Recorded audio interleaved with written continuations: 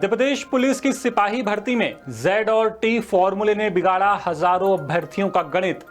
इस फॉर्मूले की गुत्थी में ऐसे उलझे उम्मीदवार कि कम हो गए 10 से 15 नंबर।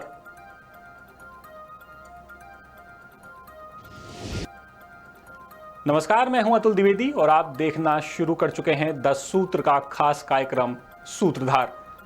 सूत्रधार में आज बात करेंगे मध्य प्रदेश पुलिस की जो सिपाही भर्ती हुई थी उस भर्ती की।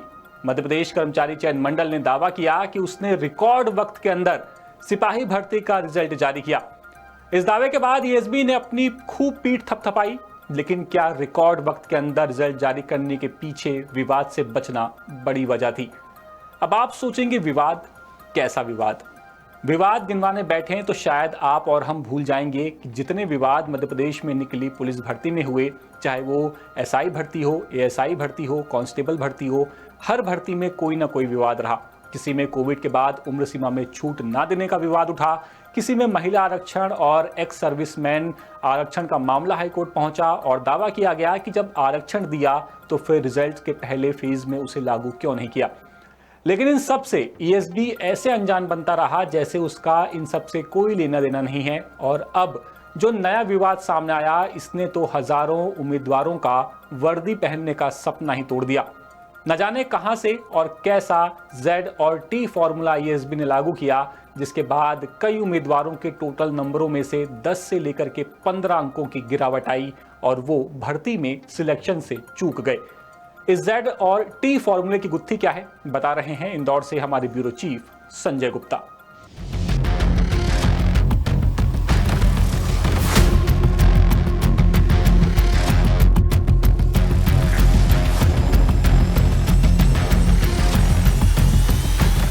मध्य प्रदेश कर्मचारी चयन मंडल ने 7,500 पदों पर पुलिस आरक्षक भर्ती निकाली।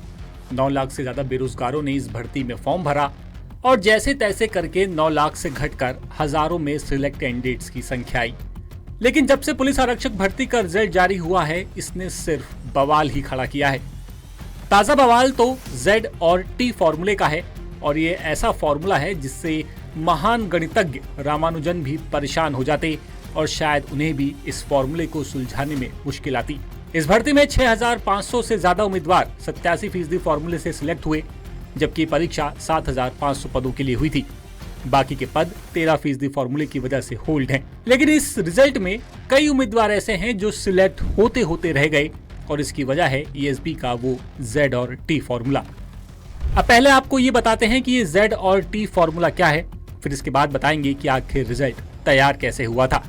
Z और T फॉर्मूले की बात करें तो Z equal to X minus mu यानी MU स्टैंडर्ड डिविएशन।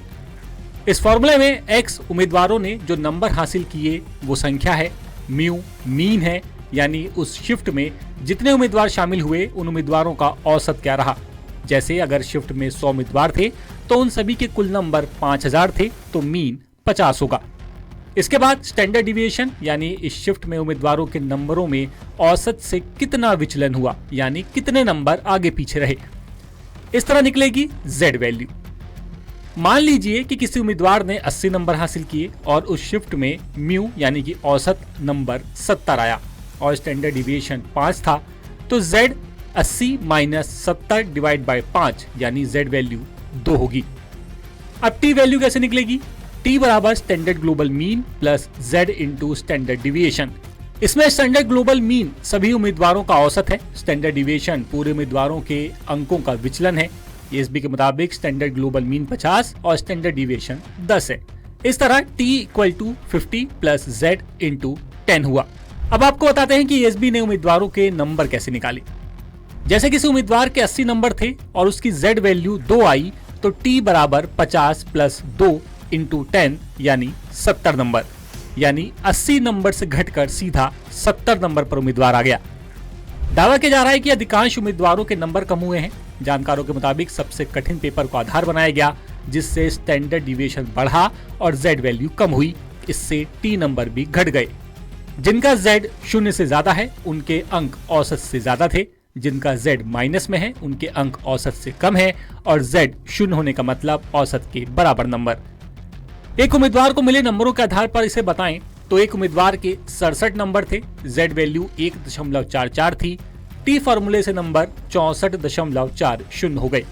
एक उम्मीदवार के नंबर 80.80 थे, जेड वैल्यू 2.428 थी, टी फॉर्मूले से नंबर घटकर 74.26 हो गए। एक उम्मीदवार के 89.36 नंबर थे, जेड वैल्यू 2.57 थी, टी फॉर्मूले से नंबर घटकर 75.75 हो गए। एक उम्मीदवार के 90.62 नंबर थे, जेड वैल्यू 2.55 थी, लेकिन टी फॉर्मूले से नंबर घटकर 75.59 हो गए और वो सिलेक्शन से बाहर हो गया। आपको बता दें कि सिपाही भर्ती परीक्षा 2 चरणों में हुई थी। इसमें 100 नंबरों की लिखित परीक्षा थी और 100 नंबरों का फिजिकल। ये जेड और टी फॉर्मूला लिखित परीक्षा में लगा जो 100 नंबरों की थी, जबकि मेरिट लिखित परीक्षा और फिजिकल दोनों को मिलाकर यानी कि 200 नंबरों से बनी। अब विवाद क्या हो रहा है, इस पर आते हैं। दरअसल इस फॉर्मूले के तहत उम्मीदवारों के जो मूल नंबर थे, यानी जब वो लिखित परीक्षा देने गया उस वक्त एग्जाम खत्म होने के बाद उसकी स्क्रीन पर जो नंबर आए, इस फॉर्मूले के बाद उनमें से किसी के 10 तो किसी के 15 नंबर कम हो गए। जैसे एक उम्मीदवार राहुल ने 90 नंबर हासिल किए, लेकिन बाद में उसके नंबर घटकर 75 हो गए। इसी तरह एक उम्मीदवार ने 80 नंबर हासिल किए, लेकिन उसके नंबर घटकर 74 हो गए।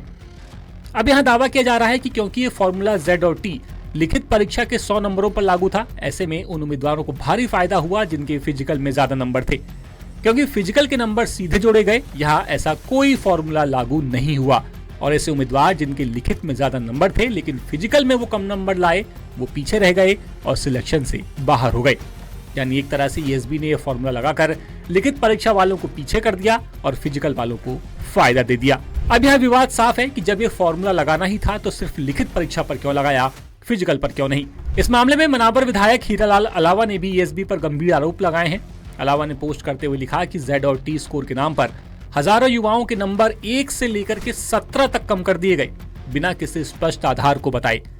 इतना ही नहीं, विधायक अलावा ने यह भी कहा कि बार बार हो रहे विवाद से साफ है कि ऑनलाइन और मल्टी शिफ्ट परीक्षाओं में पारदर्शिता प्रभावित हो रही है। सभी भर्ती परीक्षाएं ऑफलाइन एक दिन और एक शिफ्ट में कराई जाएं, ताकि नॉर्मलाइजेशन की जरूरत न पड़े और सभी को समान मौके मिले। साथ ही विधायक पूरे मामले की जांच की बात कर रहे हैं, लेकिन समस्या यही है कि ऑफलाइन एग्जाम में जो गड़बड़ियां होती थी उनसे पीछा छुड़ाने के लिए ही तो ऑनलाइन पर आए थे। तो क्या अब ऑनलाइन से पीछा छुड़ाने के लिए वापस ऑफलाइन पर जाना ठीक होगा? क्योंकि एक ही दिन में 9 से 10 लाख अभ्यर्थियों की परीक्षा तो ऑफलाइन करवाना भी मुश्किल है।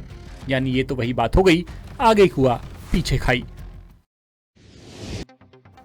यानी देखिए, लिखित परीक्षा में नियम लागू किया, लेकिन फिजिकल में सीधे सीधे नंबर जोड़ दिए और जो फिजिकल में कम नंबर लेकर के आए थे उन्हें काफ़ी नुकसान हुआ और ज़्यादा नंबर लाने वालों को सीधा सीधा फ़ायदा और वो सिलेक्शन ले गए, नौकरी पा गए। फिलहाल इस बुलेटिन में इतना ही। अब आप देखिए देश और प्रदेश की तमाम बड़ी खबरें और हमारे चैनल द सूत्र को सब्सक्राइब करना बिल्कुल मत भूलिएगा। आपके सुझाव हमारे लिए बेहद महत्वपूर्ण हैं। अपने सुझाव भी हम तक पहुंचाते रहिएगा। मैं आपसे मुलाकात करूंगा छत्तीसगढ़ के सूत्रधार में। तब तक के लिए नमस्कार। अमेरिका आज से हॉर्मुज स्ट्रेट पर नाकेबंदी लागू करने जा रहा है। अमेरिकी सेंट्रल कमांड के मुताबिक भारतीय समय अनुसार शाम 7:30 बजे से ईरान के बंदरगाहों की ओर आने जाने वाले जहाजों को रोका जाएगा। राष्ट्रपति ट्रंप ने कहा कि नाकेबंदी का मकसद ईरान की तेल बिक्री रोकना है। ट्रंप के मुताबिक कई अन्य देश भी इस कोशिश में अमेरिका का साथ दे रहे हैं। ट्रंप ने दावा किया कि ईरान की सैन्य ताकत को भारी नुकसान हुआ है और उसकी नौसेना लगभग खत्म हो चुकी है। उन्होंने कहा कि 158 जहाज तबाह किए जा चुके हैं। नाकेबंदी के ऐलान के बाद वैश्विक तेल कीमतों में तेज उछाल आया है। बिहार में नई सरकार को लेकर हलचल तेज हो गई है। राज्यपाल के सचिव गोपाल मीणा डिप्टी सीएम सम्राट चौधरी के घर पहुंचे। वहां दोनों के बीच करीब 30 मिनट तक मुलाकात हुई। इसके पहले केंद्रीय मंत्री ललन सिंह और जदयू के राष्ट्रीय अध्यक्ष संजय झा ने भी सम्राट चौधरी के घर पर उनसे मुलाकात की है। बताया जा रहा है कि जदयू ने संभावित मंत्रियों की लिस्ट के साथ दोनों नेताओं पहुंचे हुए थे। इधर सम्राट को सीएम बनाने को लेकर बिहार के अलग अलग जिलों में हवन किया जा रहा है। पटना के शीतला मंदिर और खगड़िया के काली मंदिर में सम्राट को सीएम बनाने के लिए महायज्ञ का आयोजन किया गया है। पिछले 15 दिनों से वेस्टर्न डिस्टर्बेंस ने तेज गर्मी पर ब्रेक लगाकर रखा हुआ था, लेकिन अब उत्तर, मध्य और पश्चिम भारत में तापमान बढ़ने लगा है। मौसम विभाग के मुताबिक गुजरात, सौराष्ट्र, कच्छ और उसके लगे हुए राजस्थान के बॉर्डर वाले जिलों में आज हीट वेव का अलर्ट है। पारा भी 40 डिग्री से ज्यादा पहुंच चुका है। इधर राजस्थान, मध्य प्रदेश, दिल्ली, उत्तर प्रदेश, छत्तीसगढ़, गुजरात, सौराष्ट्र, कच्छ, बिहार और झारखंड में इस हफ्ते पारा 40 डिग्री पार हो सकता है। पंजाब, हरियाणा, चंडीगढ़, दिल्ली, पश्चिमी उत्तर प्रदेश के 30 जिलों में धूल भरी आंधी चलने का अलर्ट है। इस दौरान हवा की रफ्तार 40 किलोमीटर प्रति घंटे तक हो सकती है। पश्चिम बंगाल विधानसभा चुनाव से पहले सुप्रीम कोर्ट में सोमवार को एसआईआर पर सुनवाई हुई। चीफ जस्टिस सूर्यकांत और जस्टिस जयमाल्या बागची की बेंच ने चुनाव आयोग से पूछा कि अगर चुनाव नतीजों में विनिंग मार्जिन 2% और 15% लोग वोट न कर पाए तब क्या होगा। कोर्ट ने यह भी कहा कि वोटर अधिकारियों के बीच पिस रहा है, ये कोई एक दूसरे पर दोष मढ़ने का खेल नहीं है। कोर्ट ने यह कमेंट तब किया जब चुनाव आयोग ने तर्क दिया था कि चुनाव निकाय के नोटिस पर फैसला करने वाले ट्रिब्यूनल्स ने 47% मामलों को खारिज कर दिया था। जस्टिस बागची ने कहा कि ये राज्य और चुनाव आयोग के बीच की लड़ाई नहीं है, ये वोटर्स के दो संवैधानिक प्राधिकरणों के बीच फंसे होने का मामला है। कोर्ट ने सिर्फ चुनावों को बढ़ावा देने के लिए हस्तक्षेप किया है, न कि उन्हें रोकने के लिए। अमेरिका इजराइल की ईरान से चल रही जंग के बीच आज सोने चांदी की कीमतों में गिरावट है। India Boolean and jewellers association के मुताबिक 1 किलो चांदी 2,753 रुपए घटकर 2,37,000 पर आ गई है, जो 10 अप्रैल को 2,40,000 पर थी। वहीं 10 ग्राम 24 कैरेट सोना 246 रुपए घटकर 1,50,081 रुपए पर आ गया है। इसके पहले शुक्रवार को 1,50,327 रुपए पर था। अमेरिका ईरान जंग के चलते सोना 45 दिनों में 9,016 रुपए और चांदी 29,519 रुपए सस्ती हुई है। लेटेस्ट, इन्वेस्टिगेटिव और इन डेप्थ खबरें देखने के लिए ज्वाइन कीजिए द सूत्र का व्हाट्सएप चैनल, सब्सक्राइब कीजिए यूट्यूब चैनल, लाइक कीजिए फेसबुक पेज और पढ़ते रहिए www.daसूत्र.com।